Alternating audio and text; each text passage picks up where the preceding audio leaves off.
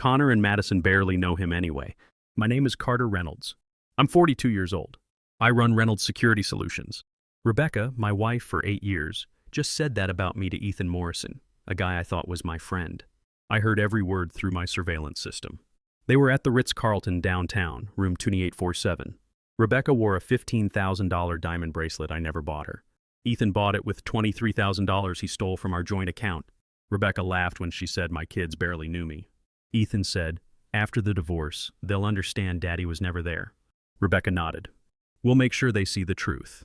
8 years married. 12 years Army intelligence. 15 years building my business to $2.3 million annual revenue. These idiots thought they could take it all. If you like stories about cheaters getting exactly what they deserve, hit like and subscribe right now. We post new stories daily, each one crazier than the last. Back in 2013, I left the Army after 12 years in military intelligence. Started Reynolds Security with $50,000 saved and a laptop. Corporate security consulting, helping companies protect data, executives, secrets. Businesses pay big money for someone who thinks like the bad guys. Met Rebecca Walsh at a charity dinner for Chicago Children's Hospital. She was 28, I was 34. Real estate developer specializing in luxury downtown condos. Drop-dead gorgeous with auburn hair and confidence that made every guy notice her. Rebecca grew up rich. Dad Robert Walsh is a U.S. Senator. Mom Patricia Walsh is a federal judge. They lived in a $3 million Lincoln Park house, sent Rebecca to private schools her whole life. She expected the best of everything. First date cost me $300, dinner at Alinea, Chicago's fanciest restaurant. Rebecca ordered the most expensive wine without looking at prices. Should have been a warning sign. We moved fast. 6 months, she was staying at my apartment most nights. 1 year I proposed with a 3-carat ring that cost $18,000, 2 months' salary. Wedding was everything Rebecca wanted. 200 guests at Palmer House, open bar, 7 courses. Total cost $85,000. I paid it all. First few years felt like winning the lottery. Business growing fast. Rebecca making good money selling high-end condos. Bought a 4-bedroom Lincoln Park house for $1.2 million. 2 BMWs in the driveway. Europe vacations twice yearly. Rebecca loved the lifestyle my success provided. Designer clothes from Nordstrom. $3,000 shopping trips without thinking. First-class flights everywhere. Dinners where entrees cost $60. She'd tell friends how successful her husband was. By 2016, I was pulling serious money. Reynolds Security had 12 employees, major corporate contracts. Rebecca said she was ready for kids. Connor born March 15, 2016, 3:22 a.m. 7 pounds, 4 ounces. Screamed so loud nurses next door heard him. Madison 12 minutes later, 6 pounds, 11 ounces, so quiet we worried. Both perfect. Kids changed everything for me. Started working longer hours, taking bigger clients, pushing harder than in the Army. Every contract, every late night was for their future. Rebecca seemed to understand. Brought me coffee during late office sessions. Massaged my shoulders when cases stressed me out. Bragged to mom friends about how hard I worked for our family. 2018, things changed. Rebecca had phone conversations that stopped when I entered rooms. Started going to social events without me. Galleries, charity dinners, industry parties. When I asked why I wasn't invited, "You're always too busy with work anyway." That's when Ethan Morrison appeared. Rebecca introduced him as a business partner. Guy was 35, divorced, no kids. Black BMW M5, 2000er suits. Had this easy charm, could walk into any room and have everyone listening within 10 minutes. Rebecca said Ethan had commercial real estate connections for her expansion plans. They'd partner on some big downtown development project. She'd spend hours at his office planning strategy, come home talking about how brilliant he was. I liked Ethan immediately. Stupid mistake. He'd come for dinner every few weeks. Brought expensive wine, 100+ bottles. Had gifts for Connor and Madison, toys, books, stuffed animals. Kids loved him. Ethan and I would sit in my living room after dinner, drinking whiskey and talking. Sports, politics, business strategy. He seemed interested in my work, asked smart questions about corporate security, expressed admiration for military service. What I didn't realize, every conversation was intelligence gathering. Every question about my business was learning how to destroy it. Every compliment was studying my weaknesses, figuring how to exploit my trust. 2019, Rebecca's attitude toward me completely changed. Everything I did annoyed her. How I loaded the dishwasher. Hours I worked. How I disciplined kids. Arguments came from nowhere. "Children need their father present," she'd say during fights when I was most work-stressed. "Money isn't everything, Carter. Family should come first." The irony made me angry. I worked 70-hour weeks specifically for my family. Every contract, every client, every late night was so Rebecca and kids could live in our beautiful house. Twins could attend Chicago's best private school. Rebecca could maintain her wealthy upbringing lifestyle. But even criticizing my work schedule, Rebecca never suggested cutting expenses. Still wanted designer clothes costing more than most people's monthly salary. Still wanted luxury Tuscany and French Riviera vacations. Still wanted expensive dinners where wine bottles cost $200. Meanwhile, Ethan became permanent fixture. Showed up Saturday mornings with fancy coffee and bagels. Stayed for Connor's soccer games, Madison's dance recitals. Helped put kids to bed, went over for dinner, reading stories in voices that made them giggle. I told Ethan things I shouldn't have. Details about biggest clients. Which companies worried about data breaches. Which executives needed protection. Our family finances, savings amounts, investment accounts, life insurance policies. Thought I was talking to a friend. Actually giving intelligence to an enemy planning to destroy my life. Breaking point, February 2020. Just back from week-long Seattle job. Tech company data breach. Needed immediate damage control. Client paid $75,000 for 7 days' work. Exhausted but excited to spend family time. Instead, walked into house full of strangers. Rebecca barely looked up from laptop. Quick, "Oh, you're back," like I was the mailman. Connor and Madison, who usually ran screaming daddies home, after trips, seemed shy. When I asked what was wrong, Rebecca said something that hit like a punch. "They're not used to you being here anymore. You've become a stranger in your own home." That night, lying next to a woman who felt more distant than when we were dating, I made a decision. Figure out what was happening to my family and fix it. Investigation started small. 12 years military intelligence teaches you, don't jump to conclusions. Gather data, analyze patterns, build complete pictures before acting. Started with Rebecca's laptop, MacBook Pro she used for work but left open in kitchen while making coffee or getting kids ready for school. Had about 10 minutes most mornings while she dressed upstairs. Most people don't understand deleted files. They're never really gone. When you delete something, computer marks that space as available for new data. Until something overwrites it, everything stays exactly where it was. Rebecca cleared browser history and emptied trash but didn't know about shadow files and cache recovery. Took exactly 3 hours, 17 minutes to rebuild her entire digital footprint from past 8 months. What I found made me sick. Romantic stuff started June 2019. Text messages between Rebecca and Ethan beginning as business discussions, quickly becoming personal. July, they were meeting for lunch meetings lasting 3 hours. August, Rebecca sending him photos, wearing lingerie I'd bought, posed in our bedroom while I traveled for work. But affair was just surface layer. Underneath, detailed plan to systematically destroy my life. Rebecca and Ethan plotting for months. Strategy was sophisticated, targeting every aspect of my existence. They'd claim I used security equipment to illegally spy on competitors, destroying professional reputation, opening lawsuits that would bankrupt Reynolds Security. They'd argue I was psychologically unstable, obsessed with surveillance and control, potentially dangerous to family. Rebecca's mother, Judge Patricia Walsh, would help ensure custody battle went their way. Father Senator Robert Walsh had connections throughout Chicago's legal and business communities who could blacklist me from future contracts.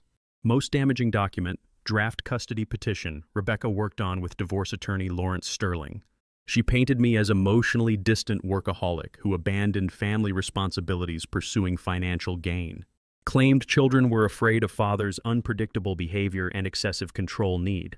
Suggested I might be dangerous, noting extensive military training and surveillance equipment access that could intimidate or harm family members. Every word calculated to destroy me. Every lie crafted to seem believable to judges who didn't know me. Rebecca and Ethan spent months building case that would give them everything I'd worked for, ensure I'd never rebuild. But there was something else in those files. Reference to sealed 2011 court case involving Walsh family. Something about traffic accident handled discreetly through family connections. Realized I wasn't playing defense anymore. Going on offense. Next phase required military intelligence skills I'd hoped never to use against people I loved. Began systematic surveillance of Rebecca and Ethan, documenting movements, communications, financial activities. Installing surveillance equipment in my own house felt surreal but necessary. Used company equipment, tiny cameras hidden in smoke detectors and picture frames, audio devices smaller than quarters in Rebecca's purse and car. GPS tracker on that $15,000 diamond bracelet Ethan gave her. 2 weeks later, had everything needed. High-definition video of Rebecca and Ethan in hotel rooms at Ritz-Carlton, Four Seasons, Peninsula. Audio recordings discussing plans to destroy me, including specific lies they'd tell in court and how they'd split my assets. Most valuable intelligence came from Ethan's phone. Like most criminals, he'd gotten arrogant about security. Password was his birthday, February 14th, Valentine's Day. Should have been first clue about his narcissism. Once I accessed his device, discovered true scope of their financial planning. Ethan had opened 3 offshore accounts, 2 Cayman Islands, 1 Switzerland. Been systematically transferring money from investment account he shared with Rebecca, planning to disappear once divorce was finalized and Rebecca claimed half my assets. Numbers were staggering. Past 6 months, Ethan moved $340,000 offshore. Money from our joint investments, Rebecca's business profits, even loan he'd taken using our house as collateral without telling me. He'd also booked one-way first-class ticket to Monaco for March 15th, exactly 2 weeks after Rebecca planned filing divorce papers. Plan was obvious. Let Rebecca destroy me in court, take half my money, then disappear with stolen nest egg while she stayed behind playing wounded ex-wife. This wasn't just betrayal. Organized theft on massive scale. Investigation into Walsh family buried secrets took 3 weeks but proved most valuable intelligence I'd ever gathered. Sealed 2011 court case involved Rebecca's younger brother, Timothy Walsh, who killed entire family while driving drunk. Victims were Maria Rodriguez, 34, nurse at Children's Memorial Hospital. Husband Carlos Rodriguez, 36, construction worker. Daughters Isabella, 8, and Sophia, 5. Driving home from Sophia's Chuck E. Cheese birthday party when Timothy Walsh, drunk and driving father's Mercedes 70 mph in 35 mph zone, ran red light and slammed into their Honda Civic. All 4 Rodriguez family members died instantly. Timothy Walsh walked away with bruised rib. Judge Patricia Walsh made sure her son never faced real consequences. Evidence suppressed. Witnesses intimidated into changing stories. Prosecutor convinced to accept plea deal sending Timothy to private rehab 6 months instead of prison for vehicular manslaughter. Senator Robert Walsh made strategic campaign contributions totaling $150,000 to district attorney's re-election fund, ensuring son's freedom. 12 years, Rodriguez family's extended relatives tried getting justice. Every lawyer consulted told them case was hopeless because evidence was sealed and Walsh family had too much political influence. Spent 3 weeks verifying every detail, cross-referencing court documents with financial records, tracking witnesses paid to stay quiet. Assembled ironclad proof Walsh family corrupted justice system to protect killer. Now had leverage to destroy them all. First, let Rebecca and Ethan make their move. Wanted to see exactly how far they'd go. Call came Tuesday morning, early March. Lawrence Sterling, Rebecca's attorney, voice dripping arrogance. Mr. Reynolds, everyone's best interest if we met discussing your wife's petition. Certain matters better resolved privately rather than messy public litigation. Sterling's office, 47th floor Willis Tower. Mahogany furniture, leather law books, walls covered with aggressive family law representation awards. Guy clearly made good living destroying husbands. Sat behind massive desk like king on throne, sliding thick folder across polished surface.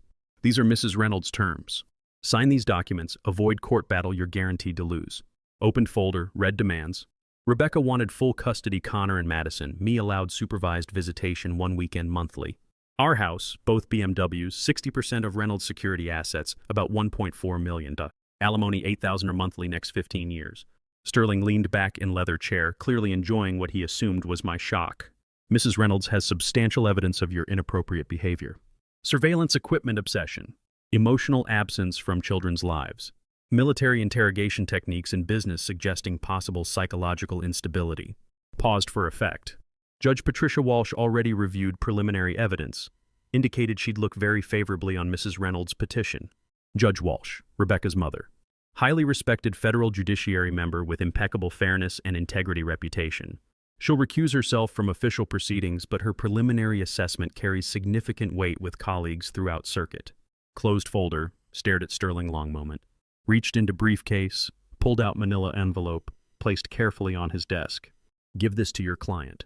Tell her to read very carefully before deciding how aggressive she wants to be. Sterling frowned, not accustomed to being dismissed easily. What exactly is this? Just deliver it, Lawrence. Might want to start looking for new client. Envelope contained everything. High-resolution photos Rebecca and Ethan in hotel rooms. Printed copies, text messages planning my destruction. Bank statements showing money they'd stolen from accounts. Financial records proving Ethan's offshore theft. Most importantly, complete investigative file on Rodriguez's case, including new evidence that could finally bring Timothy Walsh to justice and destroy Walsh family's carefully constructed public image. First phone call came 6 hours later. Rebecca, voice shaking with rage and terror. Carter, we need to talk. Right now. No, Rebecca. Everything I have to say is in that envelope. You don't understand what you're doing. My family has connections throughout this city. They can destroy you in ways you can't imagine. Your family has secrets, Rebecca. Dark, ugly secrets they've spent 12 years hiding. Now I have all of them. You're bluffing. Am I? Ask your mother about Maria Rodriguez. Carlos, 8-year-old Isabella and 5-year-old Sofia. Ask her how much it cost your father to keep Timothy out of prison for murdering entire family. Line quiet, almost 30 seconds. What do you want? She whispered. Justice. You withdraw divorce petition immediately, sign agreement giving me full custody, Connor and Madison. Ethan returns every stolen penny, disappears from our lives permanently. Your mother resigns from bench before I take this to FBI and media. You're asking us to destroy our lives. You tried destroying mine first. Difference is, everything I have on your family is true. Second call from Ethan, hour later. Where Rebecca was scared, Ethan was furious. You sick bastard. You've been spying on us like psychopath. I'm going to make sure everyone knows exactly what kind of sick freak you are. Go ahead, make sure you tell them about $340,000 you stole. Mention offshore accounts and one-way Monaco ticket. I'm sure Rebecca will be interested hearing about your exit strategy. Line went quiet. That's right, Ethan. I know everything. Every account, every transfer, every lie you told Rebecca about feelings for her. You were planning to screw her over just like you screwed me. You can't prove anything. I can prove all of it. Bank records, flight confirmations, hotel receipts, documentation of every crime you've committed past year. Only question is whether you want to face charges in Chicago or spend life running from federal investigators. Third call was one I had been waiting for. Judge Patricia Walsh, usually commanding voice reduced to something smaller and fragile. What exactly do you want, Carter? Told Rebecca what I want. Justice for Rodriguez family. Consequences for your son. Your family out of my life permanently. You're asking me to destroy my career, reputation, everything I've worked for. You destroyed those things 12 years ago, helping your son get away with murder. I'm asking you to finally face consequences. And if we don't agree to your terms, then Maria Rodriguez, Carlos Rodriguez, Isabella Rodriguez, and Sofia Rodriguez finally get justice they deserved 12 years ago. Your entire family pays the price for what you did to them. Hung up without waiting for response. What I hadn't anticipated, how desperate Ethan would become realizing he was trapped. Next morning, discovered he'd made move I hadn't expected. Rebecca called 6:47 a.m. sobbing uncontrollably. Carter, Ethan's gone. He cleaned out every shared account and disappeared. Took everything. All money for new business, everything. Left me with nothing. Checked surveillance data. Ethan's car gone from apartment parking garage. Phone turned off. Quick call to American Airlines contact confirmed suspicion. Ethan Morrison booked emergency Paris flight departing 11:30 p.m. previous night. Bastard panicked and ran, leaving Rebecca holding the bag for everything they'd planned together. Please, Carter, Rebecca begged through tears. I made terrible mistakes, but we can fix this. Go back to way things were before. No, Rebecca, you made your choice deciding to destroy our family. Now you live with consequences. Immediately called FBI contact from Army days. Jake Murphy worked financial crimes from Chicago field office. Provided detailed information about Ethan's offshore accounts, theft from Rebecca's business, flight to France. 6 hours, Ethan's assets frozen by federal court order. 12 hours, name added to Interpol's international watch list. 18 hours, arrested at Charles de Gaulle Airport trying to board connecting Switzerland flight. Country with no U.S. extradition treaty. 2 weeks later, final meeting in Lawrence Sterling's office. Rebecca sat across looking completely different from confident woman I'd married 8 years earlier. Designer clothes wrinkled. Perfect makeup smeared by tears she couldn't stop, hands shaking as she stared at custody agreement and asset division papers spread across table. Just sign them, Rebecca. Looked at documents like death sentence. Carter, please. Think about Connor and Madison. What this will do to them. I am thinking about them. Teaching them actions have consequences. Can't build life on lies and betrayal and expect it to last. She signed every document. Custody agreement giving me full parental rights. Asset division leaving her $50,000 in personal belongings. Formal written apology for misunderstanding husband's dedication to family. Aftermath came swift and complete. Judge Patricia Walsh announced federal bench resignation 3 days later, citing personal health issues requiring immediate attention. Everyone who mattered knew real reason, avoiding federal prosecution for judicial corruption. FBI reopened Rodriguez's case with new evidence I'd provided. Timothy Walsh arrested at father's house on vehicular manslaughter, obstruction of justice, conspiracy charges. After 12 years' freedom, finally faced consequences for killing 4 innocent people. Senator Robert Walsh's political career ended in scandal when cover-up connection became public. 30 years carefully built influence and power destroyed in weeks. Announced he wouldn't seek re-election, quietly retired avoiding further investigation. Ethan Morrison extradited from France 2 months later. Charged with embezzlement, wire fraud, money laundering, conspiracy to commit theft. Federal prosecutors offered plea deal. 7 years prison exchanged for returning stolen money and testifying against others involved in financial crimes. He took it. Rebecca lost everything that mattered to her. Reputation in Chicago's social circles destroyed. Real estate business collapsed when clients learned about scandal. Wealthy friends stopped returning calls. Forced to sell BMW, jewelry, designer clothes, paying legal bills exceeding $200,000. Eventually found work as receptionist at small Schaumburg real estate office, making $32,000 yearly, about what she used to spend on handbags monthly. Luxury lifestyle she'd expected growing up was gone forever. Me? Got my children back. Connor and Madison live with me full-time now. First time in years, house feels like real home instead of battlefield. They're 8 now, old enough to understand sometimes adults make bad choices and families change. Business never been stronger. Word spread through Chicago's corporate community about how I'd handled Rebecca and Ethan's situation. Clients started seeking me out specifically because they knew I could protect them from any threat, external or internal. Reynolds Security Solutions now has 28 employees, annual revenue $4.2 million. Most important change, how I spend time. Surveillance equipment had gone from house. Late-night work sessions replaced with bedtime stories and Saturday morning chocolate chip pancakes. I coach Connor's Little League team, Lincoln Park Lions, and help Madison with art projects. I'm present in their lives in a way I wasn't before because I understand what I almost lost. 6 months after divorce finalized, sitting in backyard warm summer evening, watching Connor and Madison run through sprinklers, laughing so hard they could barely breathe. Their joy was pure, innocent, completely unaware of war I'd fought to preserve their childhood. Realized Rebecca had been right about one thing. I had chosen work over family too many years. Not anymore. Every decision I make starts with simple question: what's best for Connor and Madison? People sometimes ask if I regret how everything ended, if I wish I could have saved my marriage instead of destroying it. Answer is simple: can't save something built on lies from beginning. Rebecca and Ethan thought they could manipulate me because they saw only what they wanted, workaholic too focused on business to notice their betrayal. They were wrong about that, wrong about everything else. Their mistake cost them everything they thought they wanted. My patience and preparation gave me back everything that actually mattered. Didn't win through revenge or anger. Won through careful investigation, strategic thinking, understanding that truth is always more powerful than lies. Rebecca and Ethan destroyed themselves with greed and stupidity. I just made sure they couldn't take my children down with them. That's the difference between justice and revenge. Revenge is making someone pay for hurting you. Justice is protecting what matters most, ensuring people face appropriate consequences for actions. Kids laugh and play in backyard. Business protects good people from bad ones. Rebecca answers phones at desk in suburbs, finally learning what real consequences look like. Ethan counts days in federal prison cell. Sometimes good guys win. Sometimes patience and preparation beat arrogance and greed. Sometimes truth really is enough. If you enjoyed this story, hit like and leave a comment. If you haven't subscribed, do it now and hit the notification bell for alerts about new stories like this. Thanks for watching. See you next video.